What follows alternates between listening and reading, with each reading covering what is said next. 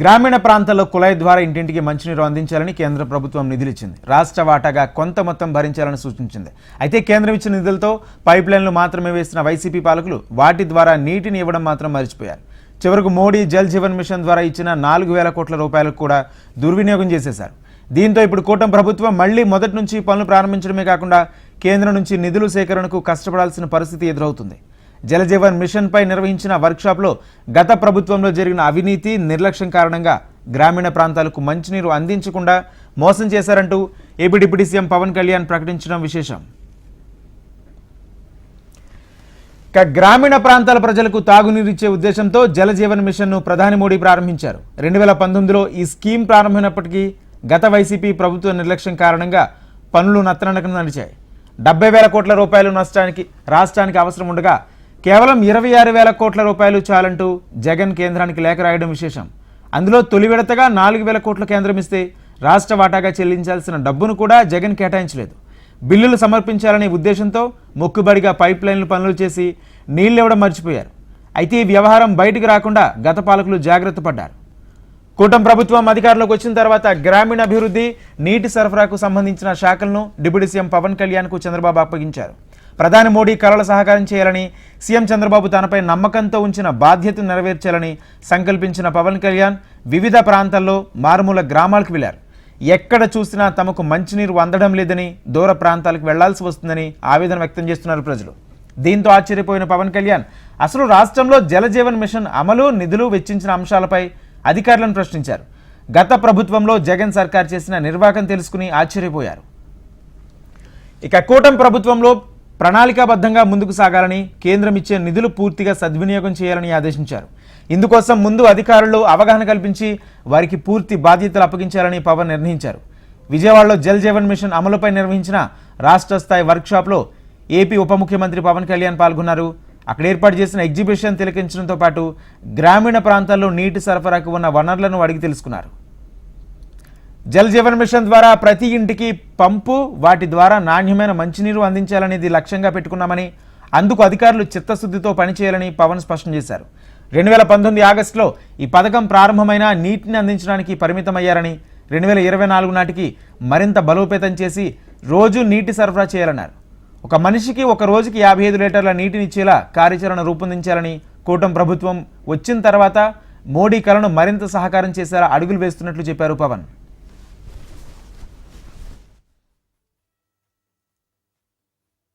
కొత్త ప్రభుత్వం వచ్చాక గౌరవ ముఖ్యమంత్రి శ్రీ నారా చంద్రబాబు గారి ఆధ్వర్యంలో, ఆయన నాయకత్వంలో ఆయన మాకు చెప్పిన ప్రమాణాలు కానీ ఆదేశాలు కానీ మేము ఈ సస్టైనబుల్ వాటర్ సోర్స్ని ఎంత బలోపేతంగా ముందుకు తీసుకెళ్ళాలి, అలాగే ఎలా దీన్ని ఈ కన్జర్వేషన్ ఒక దీన్ని భాగం చేయాలి, దీంట్లో వీటన్నిటిలో మేము ముందుకెళ్తాం. మొన్న నేను సిఆర్ పాటిల్ గారి దగ్గరికి కూడా నేను వెళ్ళినప్పుడు కేరళ 45,000 కోట్లు అడిగింది. మేము అడుగుతుంది కనీసం మాకున్న రాష్ట్రానికి మాకున్న పరిధి కనీసం ఒక 70,000 కోట్లు మాకు మంజూరు చేయమని నేను ప్రతిపాదించాం. రాష్ట్ర ప్రభుత్వం తరపు నుంచి ప్రతిపాదిస్తే వాళ్ళు అడిగింది ఏంటంటే, మీరు కంప్లీట్ డీటెయిల్డ్ ప్రాజెక్ట్ రిపోర్ట్ తీసుకొని ఎందుకు మీకు 70,000 కోట్లు ఖర్చు అవుతుంది అది మొత్తం వివరాలు ఇవ్వమంటే మేము దాన్ని ఆ పనిలో ఆ క్రమంలో ఉన్నాం. ఐ థింక్ అది శశిభూషణ్ గారు చెప్పాలి, ఆల్మోస్ట్ ఇప్పుడు మనం వచ్చి జనవరి నెలాఖరికి complete DPR. Jal Jeevan Mission ను గత ప్రభుత్వం ఎలా నిర్లక్ష్యం చేసింది, ప్రజలను ఎలా మోసం చేసింది అనేది కూడా ఈ వర్క్షాప్ లో పవన్ కళ్యాణ్ వివరించారు. పొలిటికల్ గా ఆకాశమంతా పందిరి వేస్తామని హామీలు ఇస్తామని, కానీ ఆచరణలో ఎన్నో సవాళ్లు ఎదుర్కోవాల్సి ఉంటుందని, గత పాలకులు తప్పిదాల కారణంగా కూటమి ప్రభుత్వంలో తాము పడుతున్న ఇబ్బందులు, ఎదుర్కొంటున్న సవాళ్లను పవన్ ప్రస్తావించారు. ఇక పనిచేయాలనే తపన ఉన్న అధికారులు మన రాష్ట్రంలో ఉన్నప్పటికీ గత ప్రభుత్వం నుంచి సహకారం లేకపోవడం వల్లే ప్రజలకు అన్యాయం జరిగిందని పవన్ వ్యాఖ్యానించారు. అందుకే తాను ఎక్కడికి వెళ్ళినా పైపులు వేశారు, నీళ్లు రావడం లేదని ఫిర్యాదు చేశారని, ప్రతి జిల్లాలో నీటి సరఫరాకు ఉన్న ఇబ్బందులు, వనరులు తెలుసుకునేందుకు ఈ వర్క్షాప్ ఏర్పాటు చేస్తున్నట్లు తెలిపారు. మోడీ కలలను సహకారం చేసేలా ప్రతి ఇంటికి మంచినీరు అందించాలని, ప్రతి వ్యక్తికి 55 లీటర్ల నీటిని ఇచ్చేలా జల్ జీవన్ మిషన్ ద్వారా పనులు చేయాలని స్పష్టం చేశారు. రానున్న జనవరి చివరి నాటికి పూర్తి కానున్న ఈ ప్రాజెక్టును పొడిగించి నిధులివ్వాలని కోరామని, అమృతధార కింద ఈ స్కీమ్ అమలు చేసి ప్రజలకు మేలు చేయాలని చూస్తున్నట్లు పవన్ కళ్యాణ్ తెలిపారు.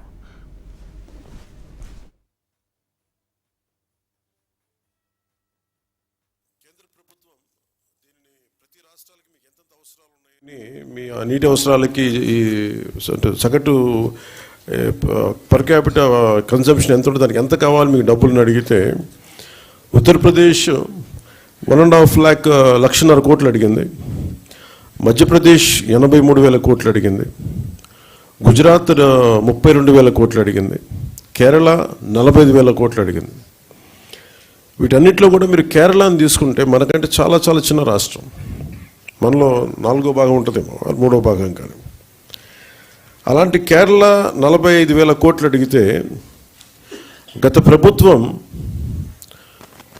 జల్ జీవన్ మిషన్కి వాళ్ళు అడిగింది 26,000 కోట్లు మాత్రం అడిగారు.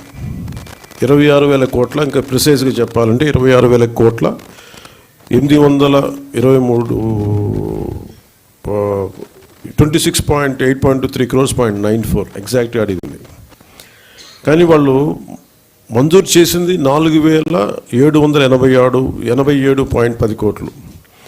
ఇది కూడా దేనికి అంటే వీళ్ళు పూర్తిగా డబ్బులు ఇవ్వలేకపోయారు, స్టేట్ షేర్ ఇవ్వలేదు వీళ్ళు. దానివల్ల మనం పూర్తిగా అవైల్ చేసుకోలేకపోయాం. గత ప్రభుత్వం ఏం చేసిందంటే 4,000 కోట్లు కూడా గ్రౌండ్ లెవెల్లో చూస్తే కంప్లీట్గా కేంద్ర ప్రభుత్వం నిబంధనలకు వ్యతిరేకంగా చేశారు. ఏదో 1-2 స్కీములు తప్ప మిగతావన్నీ కూడా, అంటే ముందు పైపులు కొనేశారు. ఫస్ట్ ఎక్కడైనా సరే మనం నీటిని ఎక్కడి నుంచి తెచ్చుకుంటాం అనేది గుర్తించడం మానేసి ముందు పైపులు వేసేసారు. అవసరమైతే ఒక బోర్ పాయింట్ తవ్వేశారు. అలా ఇచ్చేస్తే ఇక్కడ మీకు చూపించదలుచుకుంది ఈ ఈ 2 మ్యాప్స్ ఉన్నాయి ఇక్కడ. యాక్చువల్ జల్ జీవన్ మిషన్ తాలూకు ముఖ్య ఉద్దేశం ఇది. 38 సస్టైనబుల్ రిజర్వాయర్స్ నుంచి ఇది దీని మ్యాపింగ్ ఇలా ఉండాలి. ఈ రెడ్ ఎందుకు ఉన్నాయి ఇక్కడ, ఈ రెడ్ ఇవన్నీ ఎందుకు ఉన్నాయి అంటే ఇవన్నీ బోర్ పాయింట్స్తో చేసింది. బోర్ పాయింట్స్ నిరంతర సరఫరా ఉన్నది, ఏదో ఒక 5 నెలలు రావచ్చు, లేదంటే వాటర్ చెరువులు బోర్లు ఎండిపోతే మళ్ళీ ఆగిపోతాయి. సో ఇట్లాగా వీళ్ళు 4,000 కోట్లు ఖర్చు పెట్టినా కానీ వాస్తవానికి అవేవి పనిచేసే పరిస్థితిలో లేవు. సో దిస్ ఇస్ 4,000 కోట్లు దుర్వినియోగం అయిపోయినట్టుగా మనం భావించవచ్చు. పనిచేయాలనే తపన ఉన్న అధికారులు మన రాష్ట్రంలో ఉన్నప్పటికీ గత ప్రభుత్వం నుంచి సహకారం లేకపోవడం వల్లే ప్రజలకు అన్యాయం జరిగిందని పవన్ వ్యాఖ్యానించారు. అందుకే తాను ఎక్కడికి వెళ్ళినా పైపులు వేశారు, నీళ్లు రావడం లేదని ఫిర్యాదు చేశారని, ప్రతి జిల్లాలో నీటి సరఫరాకు ఉన్న ఇబ్బందులు, వనరులు తెలుసుకునేందుకు ఈ వర్క్షాప్ ఏర్పాటు చేస్తున్నట్లు తెలిపారు.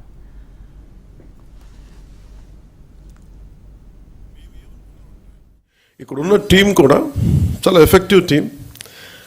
అందరూ తప్పనప్పటి ఏదో చేద్దాం అనుకున్నది. దాంట్లో భాగంగానే ముందు మేము ఏం చేసామంటే, నేను అడిగింది ఏంటి అంటే, అసలు మనకి ఎంత గత 4,000 కోట్లు ఖర్చు పెట్టామని చెప్తున్నారు, అసలు దీని మీద మీరు ఎంత, నేను ఏ ఊరికి వెళ్ళినా ఎక్కడికి వెళ్ళినా మాకు నీళ్లు రావట్లేదు, పైప్ వేసారు కానీ నీళ్ళు రావట్లేదు అనేది ఏ జిల్లాకి వెళ్ళినా నాకు వచ్చే ఒక కామన్ కంప్లైంట్. సో అందుకని నేను రాగానే అడిగానంటే ఒకే రోజున తక్కువ రోజుల్లో కానీ అసలు ఎన్ని గృహాలకి వీళ్ళు ఇచ్చారు, ఎన్ని గృహాలకి వీళ్ళు ఈ నీళ్ళు వస్తున్నాయి, ఏ స్థాయిలో వస్తున్నాయి మీరు ఒకసారి చేయమని చెప్తే చాలా ఒక యుద్ధ ప్రాతిపాదికన దాదాపు ఒక 3-4 వారాలు చేసాం. మేము ఒక రోజులో 2 రోజులు చేద్దాం అనుకున్నా కానీ ఉన్న పరిమితులతోటి చాలా ఒక డీటెయిల్ సర్వే చేస్తే, పల్స్ సర్వే ఒకటి చేస్తే వీళ్ళు చెప్పింది ఏంటంటే జల్ జీవన్ మిషన్ వాళ్ళు గతంలో ఇచ్చిన ప్రకారం 95.44 లక్షల కుటుంబాలకి గాను మేము వాళ్ళు 70.4 లక్షల గృహాలకి నీటి కుళాలు అందించబడ్డాయి. ఇంకా 25.40 లక్షలు నీటి కుళాలు ఇంకా ఇవ్వవలసిందనేది గతంలో తెలియజేసింది. కానీ ఈ పల్స్ సర్వే ప్రకారం మేము చేస్తే దీంట్లో 85.22 లక్షల కుటుంబాలకు గాను కేవలం 55.37 లక్షల గృహాలకి నీటి కుళాయిలు అందించబడ్డాయి. 29.85 లక్షల నీటి కుళాయిలకి ఇంకా ఇవ్వవలసి ఉందనేది ఈ డిఫరెన్స్ కూడా మనకి దీనివల్ల బయటకు వచ్చింది. సో దీంట్లో ఎక్కువ జల్ జీవన్ మిషన్ గతంలో తాగునీటి వనరులు ఎక్కువ శ్రేణుల్లో బోర్వెల్స్నే ఉపయోగించడం జరిగింది. కానీ ఇది భవిష్యత్తుకి సుస్థిరమైనవి కావు. ఇది అసలు జల్ జీవన్ మిషన్ యొక్క ముఖ్య ఉద్దేశానికే అసలు సంబంధం లేనిది.